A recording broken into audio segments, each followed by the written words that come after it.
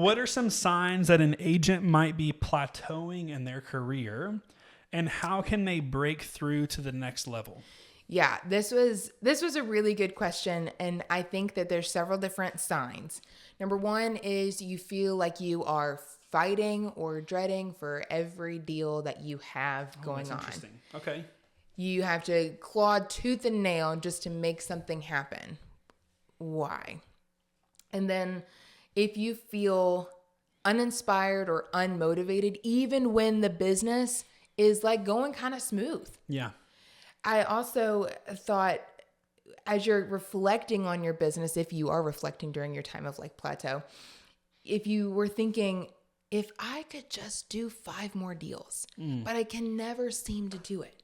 Yeah. If I could just break past this number or break past this amount in volume or make my work-life balance a little bit better, but then you, for whatever reason, just you seem to not be able to, that's a plateau in my opinion, because you haven't made a positive trajectory in any area that you seem to want to grow in.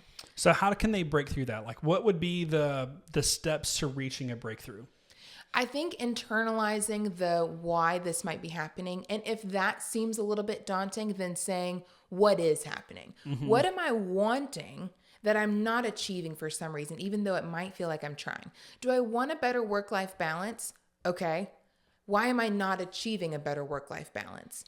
And that can be directly related to, number of transactions, amount of money that you've been able to make, your average price point, any of those things that we typically keep as like KPIs in real estate.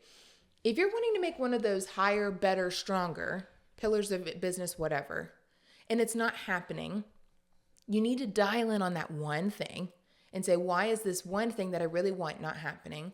And then if you can't figure it out, you should be asking your mentor, your broker. You should be asking and reaching out for help, involving yourself in situations and groups and accountability partners that will help you focus on that one thing. And don't tackle the 5 things you're upset about in the moment. Think of that one thing that's going to really make an impact on your business. Focus on that, and then you will be able to take out from there. I think this question is really geared towards someone who wants more. Like if you're an agent out there who is super consistent, does exactly what they need to do to get by, like has no even thoughts about wanting to scale or grow or do more, better, faster, stronger, then you just ignore this question because it's not for you. But if you're an agent who has never been able to take that next step, then really being able to say that I'm plateauing and admit that is the first step. But I think what it boils down to is you probably haven't put your butt on the line because it's not been of that much importance to you.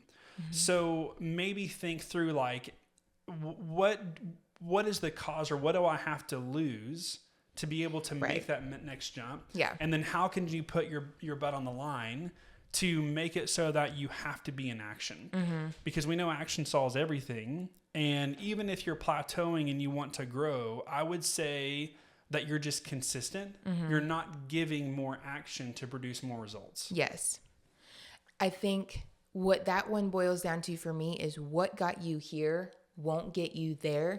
And if you have a there in mind, you have to make some change in order to make that happen.